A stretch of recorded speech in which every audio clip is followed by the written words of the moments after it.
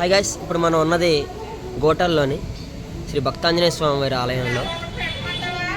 చాలా famous temple అనమాట ఇది. స్వామివారి ముందు ఉంటే ఉంటుంది ఆంజనేయ స్వామివారి వాహనం. మన గర్భగుడిలోకి ఎంట్రన్స్ అవుతున్నాం.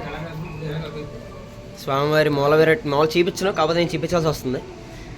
గురుగారు, ఈ స్వామివారు ఎలా వెలిసారు, ఎన్ని ఏళ్ళ బట్టి ఉంది ఈ ఆలయం, కొంచెం చెప్తారా? రావి చెట్టు 300 సంవత్సరాల పైన ఉంది. ఓకే అండి. రావి చెట్టు మామూలుగా అయితే 1000 రావి చెట్టు మామూలు చెట్లు అయితే ఇది తీగి రావి. తీగిలా మర్రి చెట్టు ఊరడంలాగా అలా కిందకి వేలాడుతూ ఉంటుంది. గోదావరిలో అలా వేలాడుతూ ఉంటుంది. అలాగేనండి.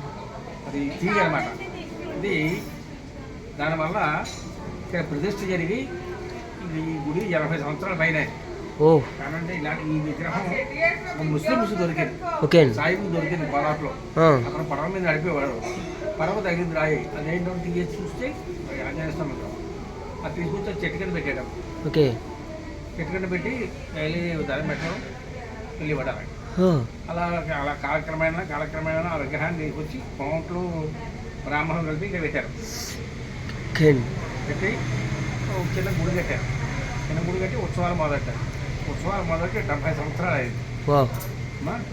ఇది పరమటమోహంగా ఆంజనేయ స్వామి ఉన్నాడు కాబట్టి సకల కోరికలు సిద్ధిస్తాయి. 108 ప్రదర్శనలు చేసిన, 27 ప్రదర్శనలు చేసిన, రావి చెట్టు చుట్టూ సుబ్రహ్మణ్య స్వామి చుట్టూ ప్రదర్శనలు చేసి ఆంజనేయ స్వామి చుట్టూ వాళ్ళ కోరికలు సిద్ధిస్తే వివాహం వస్తుంది, సంతానం కలుగుతుంది అని ఆంజనేయ స్వామి పరిస్థితి. నేను 40 ఏళ్ళ నుంచి చూస్తూ మా నాన్నగారు చేసేవారు.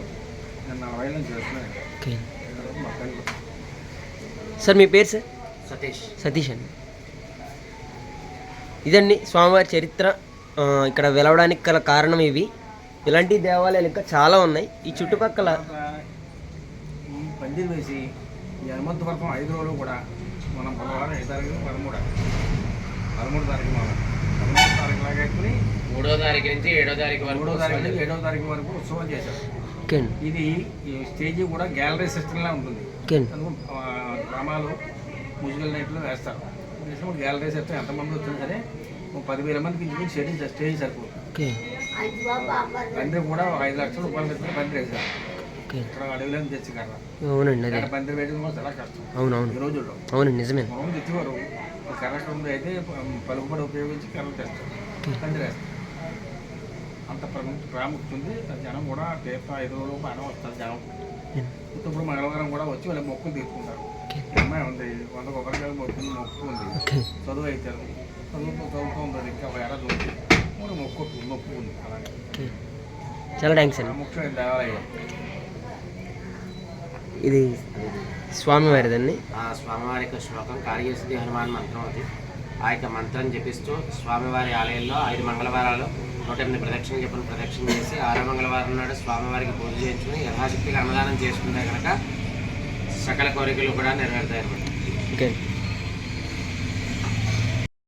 ఓకే గైస్, చూశారు కదా, ఇది స్వామివారి యొక్క వెలవడానికి గల కారణం. ఇంకా ఈ ఆంజనేయ స్వామివారి చుట్టూ ఉపాలయాలు చాలా ఉన్నాయి. అయ్యప్ప స్వామివారిది ఇటు వచ్చి ఇక్కడ ఇంకొక ఆలయం ఉంది. శ్రీ శ్రీ శ్రీ గోవిందమాంబ సమేత శ్రీ వీరభద్ర స్వామివారి ఆలయం కూడా ఉంది. ఇక్కడ మీరు చూడవచ్చు ఆ నేమ్. ఓకే, ఇక్కడ స్వామివారి ఆంజనేయ స్వామివారి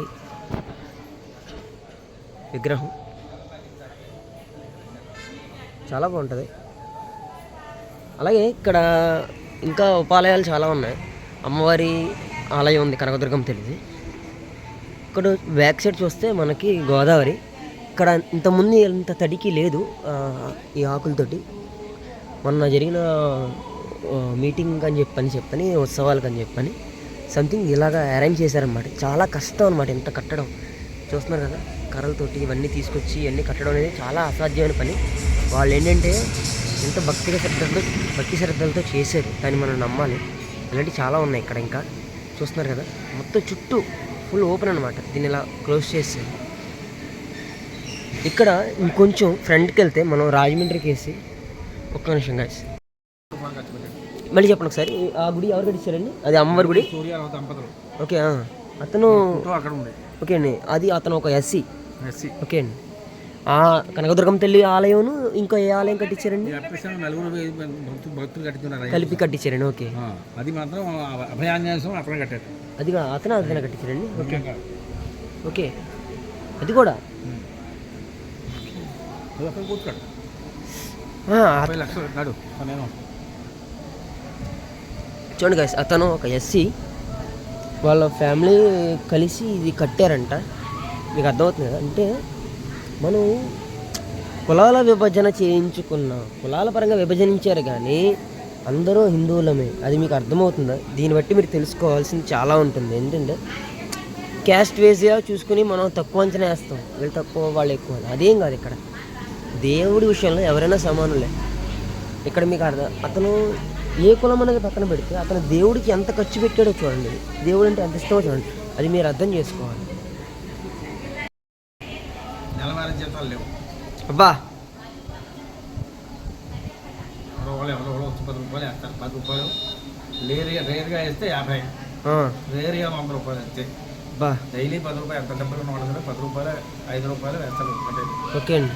అవే మీకు ఇక్కడ వచ్చి ఈ మధ్యన తెలుగుదేశం గవర్నమెంట్ వచ్చింది కాబట్టి అంతక్రితం 5,000 ఇచ్చేవారు.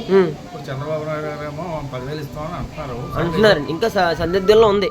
10,000 ఇచ్చట బ్యాంకులో పెట్టింది. Okay okay. ఇది పరిస్థితి. ధూపదీప నైవేద్యాల పథకం అర్థమైందండి. అంటే దానికి ధ్వజస్తంభం, గాలిగోపురం ఉండాలి. అవునండి, అవును. గోపురం ధ్వజస్తంభం ఉండాలి. దానికి దీనికి ముందు ఒకటి కట్టేది, అప్పుడు కట్టించారు. ఇక్కడ కూడా అన్నీ అర్థమైందండి.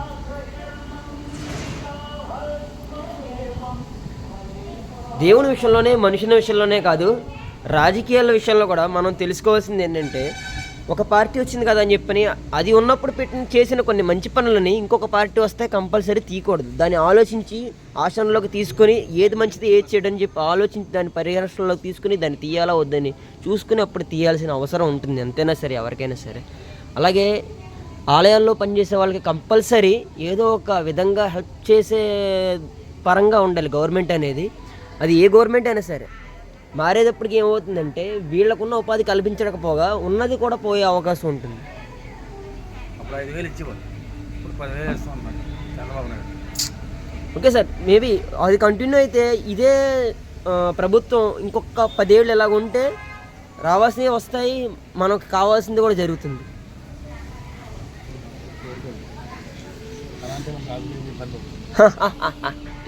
ఓం నమ శివాయ.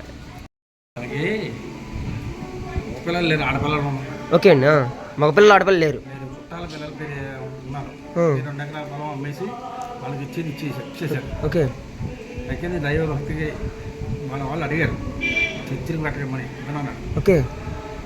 ఇక్కడే చేస్తున్నాడు. ఈ మధ్యన ఆడి పారిపోయి అదేనండి, అర్థమవుతుంది. రావట్లేదు, ఊపిరి లేదు. తెలుగుదేశం మాత్రం ఉన్నాడు అట్లయ్య గారని పెడతాడు. ఓకే. ఎప్పుడైనా మా ఇంటికి వచ్చి టిఫిన్ చేస్తాడు. బా, నేను చెప్పాను కూతురా, అలాగే టిఫిన్ భోజనం అడిగితే భోజనం పెట్టాను అని చెప్పాను. అలాగే చెప్పుకొని టిఫిన్ అడుగుతాడు. ఓకే. భోజనం ఎప్పుడు చేయడు, మనం మాత్రం ఒకసారి చేసాడు అంతే. దేవుడికి ఇంకా తన సగ జీవితాన్ని ఇంకా అంకితం చేస్తాడు ఆయన. అలాగే ఇలాంటి వాళ్ళు ఇంకా ఉన్నారు గాయస్. మీరు తెలుసుకోవాల్సింది ఇంకా చాలా ఉంది. ఎందుకంటే జీవితం అనేది అంతులేని సాగరం లాంటిది. అందులో ఇలాంటివన్నీ చిన్న చిన్న గుటకలవే. అది అవునండి, అవునండి.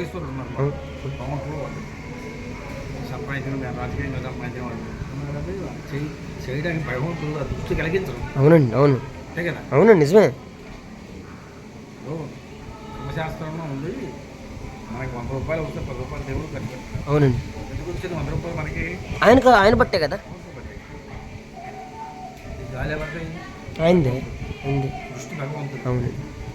ఇదంతా కదా ప్రకృతి అంటారు. ప్రకృతి ఎలా వస్తుంది? ప్రకృతి దేవుడి నుంచే కదండి.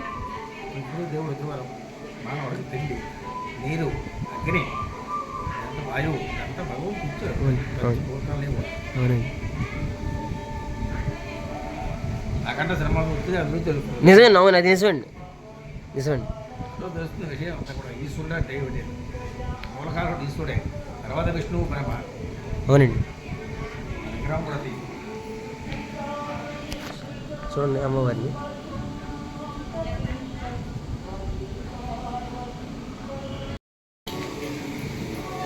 ఓకే, ఈయనే గాయస్ ఈ ఆలయం కట్టించింది అమ్మవారిది, కనకదుర్గమ్మ తల్లిది. అక్కడ అభయాంజనేయ స్వామి వారి విగ్రహం చూపించారు కదా ఇందాక, అది కూడా ఈయనే కట్టించారు. ఈయన భార్యమని. ఇక్కడ ఉన్న గోదావరి రేవుకి దిగే సమీపంలో శివుడిది లింగాకారం ఉంటుంది, అది కూడా నందీశ్వరుది, అది కూడా ఆయనే కట్టించారు. అదిగోండి దగ్గర దగ్గర ఎంతైంది గురుగారు అన్నారు మీరు? ఎంత ఖర్చు అన్నారు? 30 లక్షలకు పైగా. అదిగోండి.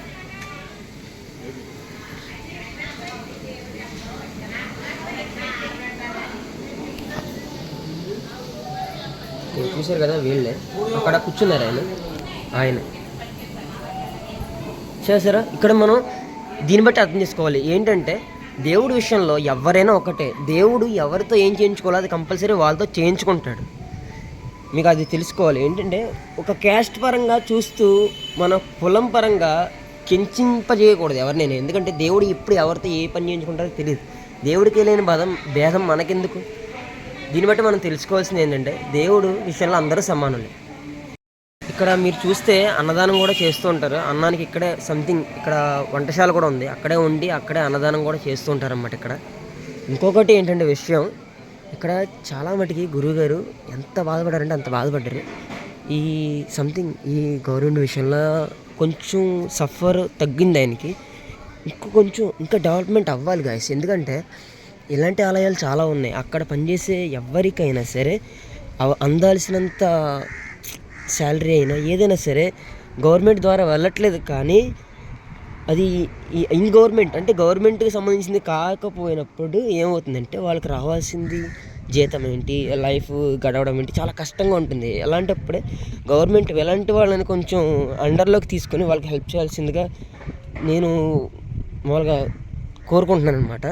ఇంకొకటి, ఇక్కడ ర్యాంప్ చూసారా, ఇక్కడ డౌన్ ర్యాంప్, ఇది కంపల్సరీ. ఇక్కడ చెత్త అవన్నీ ఉంటుంది కంపల్సరీ. కొంచెం నీట్నెస్గా ఉండదు. అది ఎప్పుడు ఉంటుందంటే, ఎప్పుడైతే షష్ఠి చేస్తారో, ఇక్కడ ఆంజనేయ స్వామి షష్ఠి తీర్థం చేస్తారో అప్పుడే నీట్నెస్గా ఉంటుంది. ఉత్తపడంతా ఎలాగా ఉంటుంది. ఇక్కడ ర్యాంప్ ఇది మట్టి ర్యాంప్ అనమాట. బేసిక్గా ఇక్కడ ఒక సిమెంట్ ర్యాంప్ ఏదైనా వస్తే కనుక వీళ్ళకంటే ఒక యూజింగ్ ఉంటుంది, ఒక హెల్ప్ఫుల్గా ఉంటుంది. ఇక్కడ డస్ట్ చెత్త అనేది లేకుండా నీట్గా ఉంటే ఎంత బాగుంటుందండి, అంత బాగుంటుంది. ఇది మెయిన్ ఇక్కడ బేసిక్ ప్రాబ్లమ్స్ ఏంటంటే అదనమాట. ఈ టెంపుల్ చూసుకున్నాం కదా. నెక్స్ట్